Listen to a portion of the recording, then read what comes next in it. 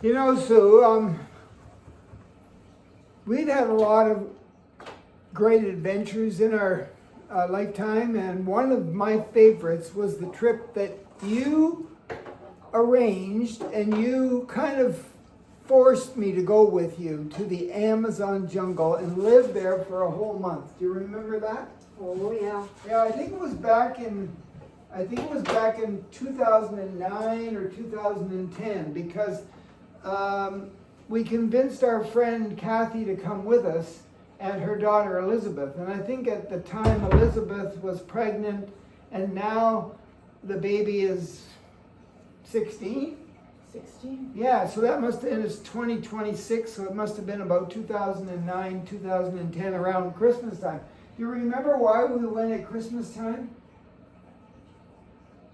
to the Amazon in South America? Probably had to do with the temperature there and the fact that the river was rising at that Oh time. yeah, that was the rainy season where the Yeah. water went up about 20 feet. Yeah. Right, and so I think we flew from Toronto all the way down to Lima, Peru. And then over to And- Iquitos. Yeah, and then we had to get a plane back north from Lima to Iquitos. We had to fly over the Andes and head north again. And Iquitos is a city with 1 million people at least in the Amazon jungle in northern Peru, and you can only get there by boat or by plane.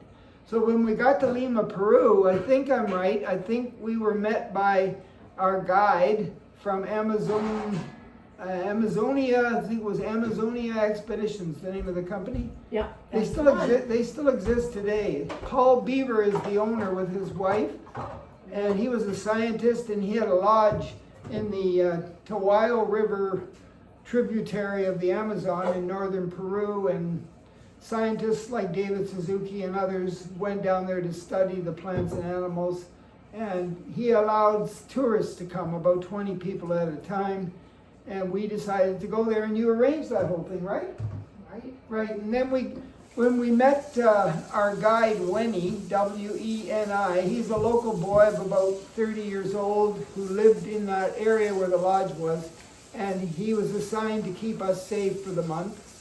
And so he met us at Iquitos, and we got down to the dock and got on some kind of a little motorboat, and we went up the Amazon River and down some tributary called the Tawayo tributary for about 6 hours.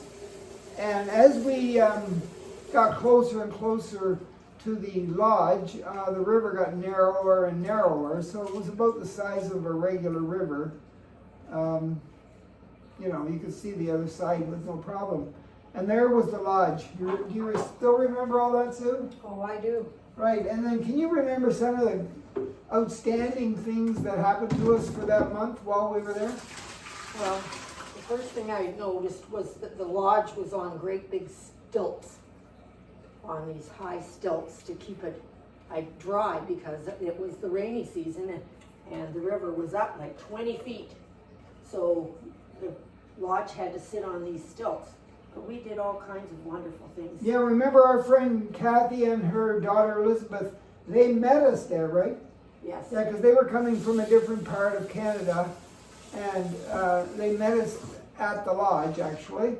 So we didn't see them until they got there. And then we went with a friend of ours called Milla, right? Yeah. She went with us. So there was Milla, Susan and I, Kathy and Elizabeth, and then maybe 10 other people from around the world staying at this lodge. Didn't we stay at the lodge for a while, and then the owner, Paul Beaver, decided that he needed our room? Yeah. So he put us in another lodge farther up the river. Yeah. More Yeah. remote. More remote. That was kind of cool too, because do you remember what was in the water in that part of the river that people from all over the world would go to the area to see? The pink dolphins. Pink probably. dolphins in the water.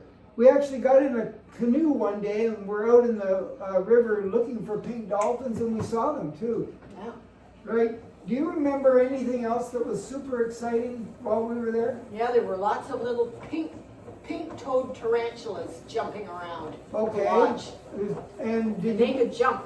did we see any snakes? Yes, we saw snakes. And can you name any of the snakes? We saw a rock boa constrictor. We saw a fer-de-lance. Right, that's the one, the fer-de-lance is the poisonous snake that if it bites you, you got about 20 minutes to Yeah. live.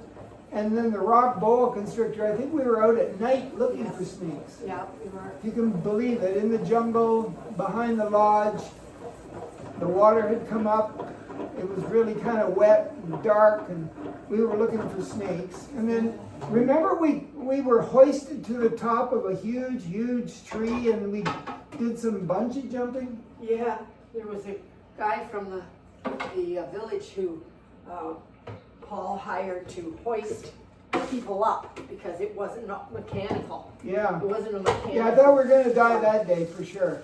And this guy he was strong, but he was hauling us up about 100 feet into this tree. Yeah, with some kind of a gadget around our waist and a big rope, and he was pulling us to the top of the tree, one at a time, of course. Yes. And we got to the top of the tree, and then our guide, when he was up there, of course, he was 30 years old and really young, and Acting like a monkey. yeah, and then he showed us how to bungee jump out of the tree, and we went across this zip line to another tree. That was cool. Do you remember the night we went looking for the baby caiman Oh and the yeah. mother caiman, which are a type of alligator crocodile creature? And we were out in the pitch black, and he pulled out a baby caiman out of the water and held us in front of us while we took some pictures, and then he told us to throw it back in the water because the mother was making all these noises in the pitch black, and she was going to come and eat us.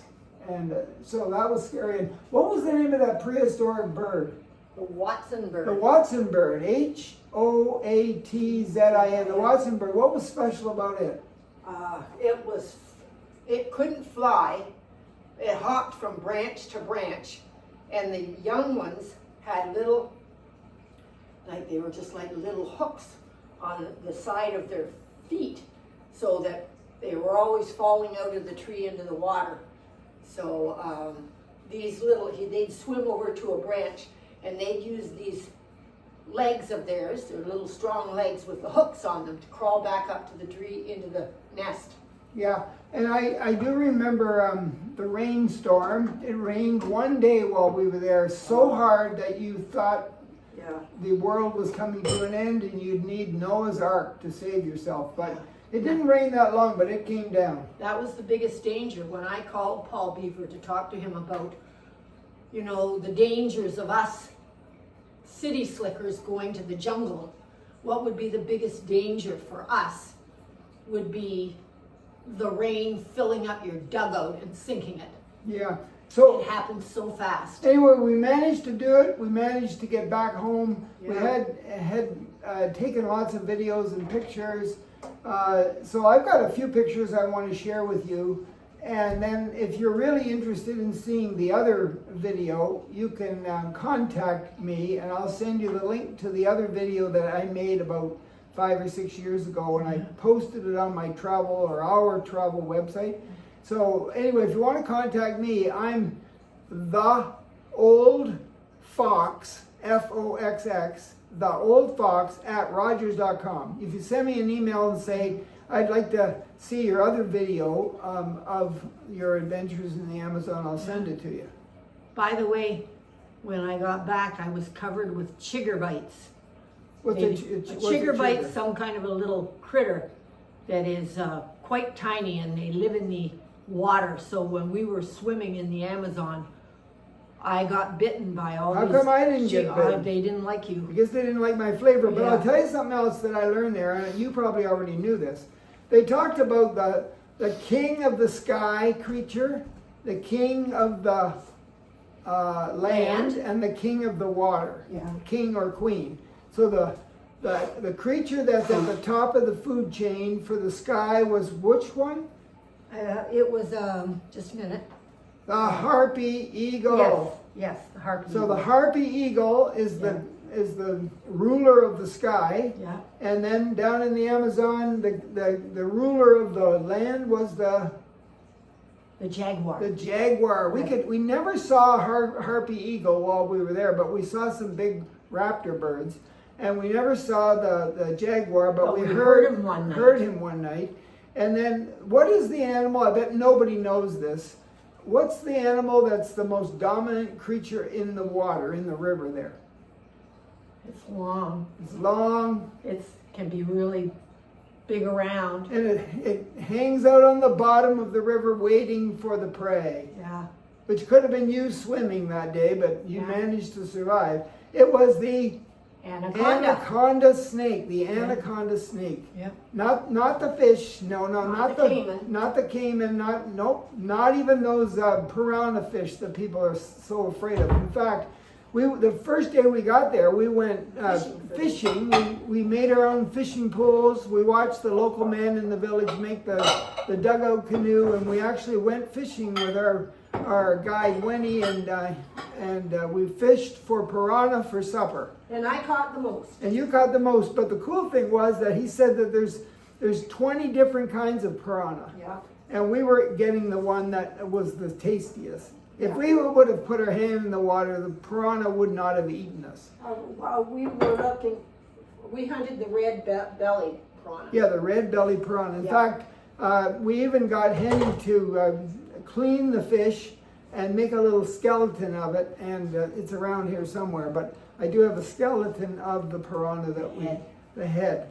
Anyway, it was all cool, but I want you to look at the pictures. There's not too many. And then remember, The Old Fox at Rogers.com. Send me a message. Tell me who you are, why you want to see the actual video that we made. And by the way, it's called Amazonian Expeditions in Peru. Amazonian Expeditions in Peru, and Paul Beaver and his wife Sally, or No. anyway, Paul Beaver is the owner and his wife of that scientific research place, Amazonian Expeditions, and they also run a travel company. Yeah. So if you thought, hey, I want to go with this group because they're so adventurous, and they basically take you different places in South America. So this is the Amazon jungle. We lived there for a month in the lodge. It couldn't have been a better trip. It wasn't the Ritz, I'll tell you that. No, but there was. It was nice. Was there a shower in the bedroom? Yeah, it was. Was there a bed? Yep, Was the food good? lovely. Lovely. Made by the locals. And the people couldn't be more friendly.